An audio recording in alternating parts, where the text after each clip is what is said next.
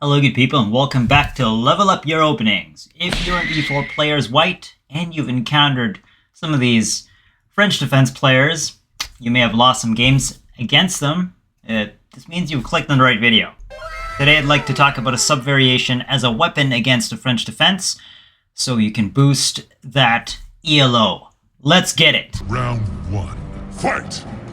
So quick recap guys. French defense starts with e4, e6, and then d4 usually is what you'll play to try to get to center as white. And after d5, you have moves like knight to c3, which is met by either knight to f6 or bishop to b4. What we're going to do is change it up a little bit. We're going to dance to, say, the tune of French defense, but to our pace. And that is how we'll play e4, e6, and then immediately knight to c3. Little change in the move order, which could lead to very interesting positions, actually. Anyways, if you find this helpful, before I begin and before I forget, please leave a like and sub. You have my gratitude. Let's get started. Alright, so the first position we'll look at is e4, e6, and then the knight to c3 variation that I was proposing here, d5. Black will want to impose on the idea that, hey, let's turn into a French defense because that's what I play. Knight to f3, maintaining the tension, not pushing here yet. And here we get knight to f6, typical because we're against the French defense. And here, instead of diluting the position by takes, which would open up the bishop, and it's very drawish when you play this kind of setup. Not that it matters that much, but in this position, e5. And you get knight f to d7 and now a d4. You dictated when you wanted to push the pawns.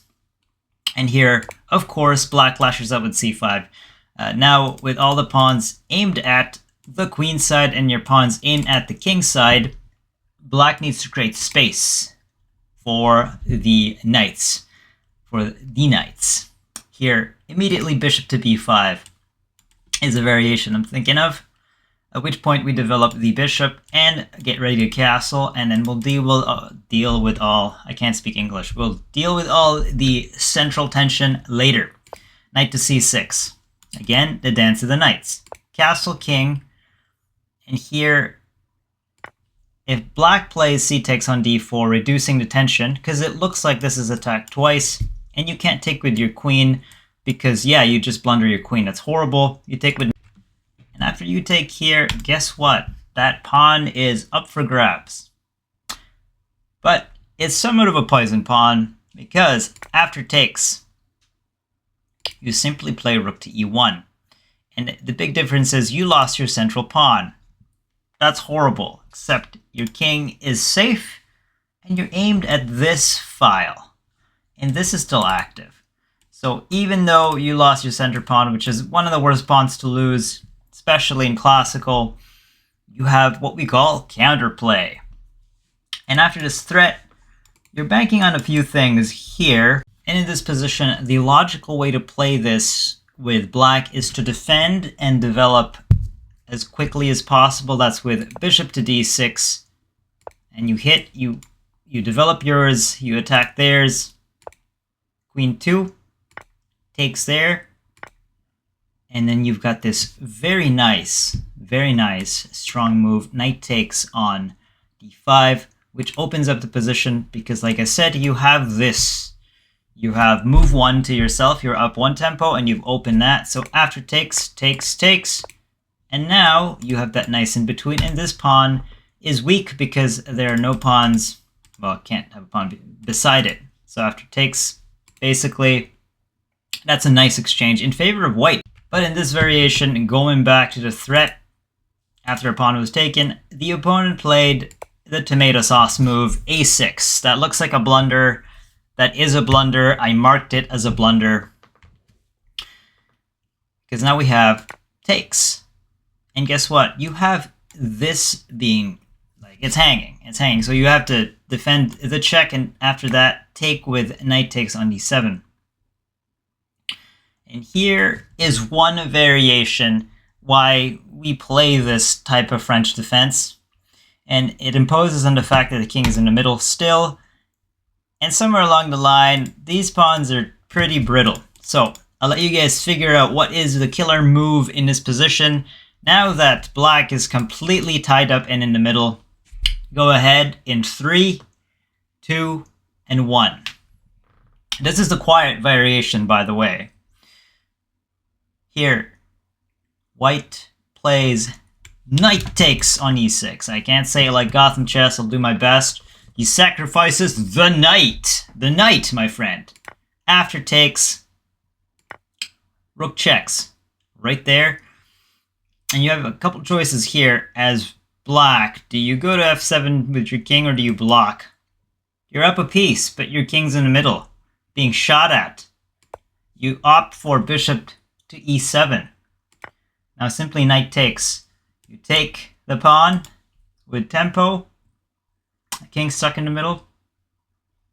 They can castle, or they can try to defend this way, at which point you simply take with rook to e7.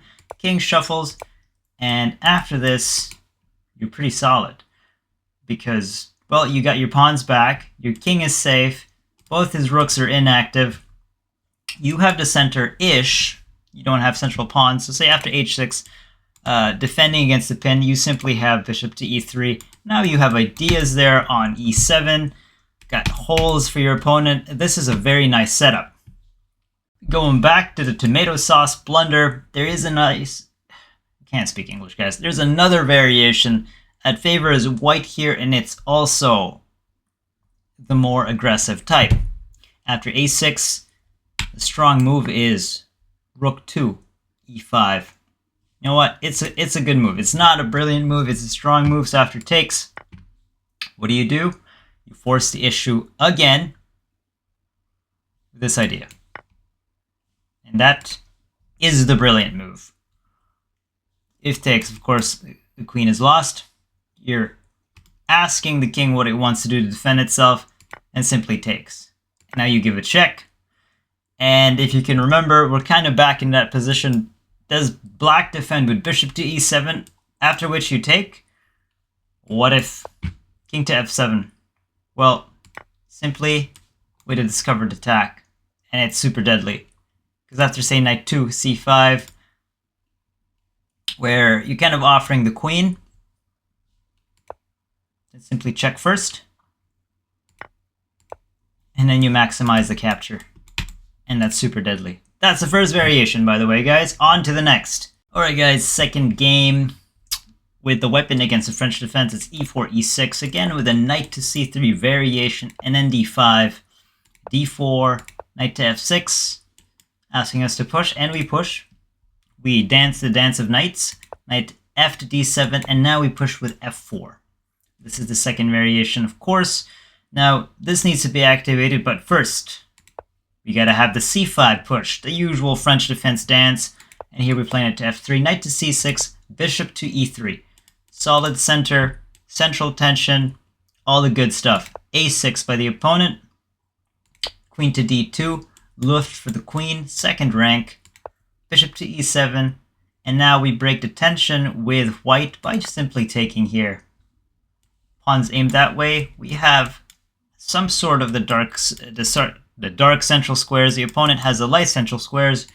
Takes with the knight, and here we play a nice intermezzo and threatening this diagonal and of course that knight, and asking black, what do you want to do? Do you want to go back to knight to d7, at which point we castle, we complete our development, and if black castles king, you know that's going to be war in the middle, or somewhat of a war, and whoever mobilizes their forces against the opposite castle king will likely win the game. There's blood on the board, basically. Or, after, whoops, queen to f2, as a b6. If takes, of course, that centralizes black's pieces, and a nice open file for the rook there. So we castle again, central tension. In this variation, after queen to f2, black played queen to a5. Totally cool. And we play queen to d2, preventing the pin. And see what black does. Black castles king. We develop bishop to d3. That's a nice knight. This is a nice bishop. We actually have a better piece-ish here. Look at the opponent's bishop. It's not developed yet. It's technically, it's a bad bishop. So rook to d8. And now we plug the center with knight to d4. The opponent would like to open the position to get these bishops rolling. Funny enough. Funny enough, because there's a certain closed positionness to the French defense, but the opponent would like to open it for the bishops by playing f6. At which point, if you take bishop 2, or the opponent just simply chomps the bishop on a d3, because this is a nice bishop in favor of us. What we do after f6 is nothing. As white, you do nothing. You just keep the tension and castle king. And here, the opponent played the tomato sauce, the questionable move. The double question mark is not just questionable, it's a blunder. Why is that blunder? Because, well, this piece, and this piece. And positionally, if you think about it, why would you want me to open up the diagonal first, or rather the file first? And when I say that's a bad move, that also requires some tactical calculation, at which point, I'll give you guys a hint. The first move for white is knight takes on e6. And now, these two pieces are questionable. So what is the brilliant move here that white plays in this variation?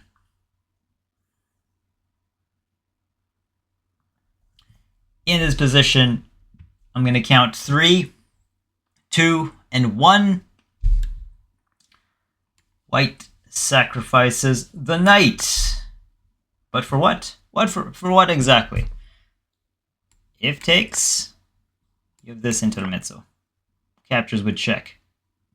And the computer actually recommends not even getting to this file that you opened. Just simply here. But you got to recover somehow, right? So the quieter variation, where you don't play like Garry Kasparov, is after king to f7, f takes on e with check. This is still hanging. And after takes, you take the queen there. I don't know why it took me so long to process that's a queen. After knight takes, you return to check. This is a nice wedge pawn, undeveloped. And after takes, you either have to save this, and if you take with this, you're up a whole clean piece and position. Look at this graveyard. And look at the weaknesses in that square. The second monstrosity in this variation, where if the opponent makes that mistake and the queen is here and unprotected there, the bishop, I mean, is knight takes. Again, the brilliant move. And after takes, knight takes on e7. The king somewhat needs to recover the lost piece, so king again to f7. We give an open check, and after takes the absolutely monstrously insane bishop 2, c5, which Garry Kasparov would likely spot, maybe Magnus Carlsen, likely all of the super GMs, and this is a super GM line, I think, because you know, you're sweating bullets. You just you burn that bridge where you can capture your queen and immediately. For what exactly? For a couple things, right? If the king goes back to e8, and because of this nice setup, which is an absolute cage and a tomb, and you've got rook 2. f8, you have to check again and force the king to return, and now you've stacked both your rooks. And guess what? The next move is here on e7, and after that, well, the next move here is actually threatening mate and immediately, so that if you do anything else, it's kind of game over. If after bishop to c5, the king moves to d7, because everything is just bundled up and obstructing its own king, you have rook to f7, and then again repeating the idea of a mate there. So the only option is queen tries to sacrifice itself. Actually, let's talk about queen 2, g5, and you're like, okay, now we're down the exchange with the queen there. What does white do here? Simply continue. There's no escape. This pawn and this bishop blocks escape, and after that it's mate. It's just like the position, excuse me, speaks for itself. And what if black tries to resist? Well, it's still forced, because after you simply take it, and you go back, and the next move's mate. Yeah, absolute insanity, guys. So quick recap of these two things we practiced is e4, e6, knight to c3 was the first game. Now d5, knight to f3, central tension. We're not committing to any pawn moves. Knight to f6, now we push. We dictate when we want to push here.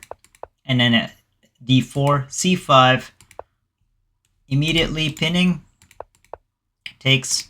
And now I drew many Hikaru lines and many Hikaru lines, but the whole gist of the first position is we take care and this pawn is poisoned. And we offer it. So after a blunderous a6 instead of the typical bishop 2, we simply trade. And now guess what? Weak, weak. Takes, takes, takes. We recover the lost piece, and we're up in a very nice dynamic position. Variation 2 is e4, e6, knight to c3, d5, d4, knight to f6, push, push. We push on f4 here, guys. Hit. I drew so many things for the lecture. Excuse me. And after that, idea. We poke and prod the dark diagonal. Queen back to d2. We block the middle, a nice block here for a knight. Takes.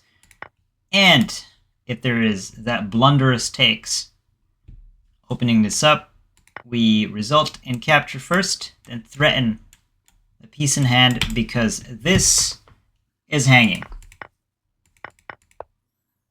And we either capture and capture, or if we can see the deeper variation, takes, capture here, threaten mate, and it's game over. Hope you guys enjoyed that and got something out of it. I personally don't play the French defense as black. I've almost lost to a tournament player in a tournament, of course, who played the French defense probably 9 years ago, but I won the game because the opponent blundered, but I was totally lost there. I got lucky. Anyways, if you enjoyed that, please leave a like and sub. I'll see you guys later. Double peace.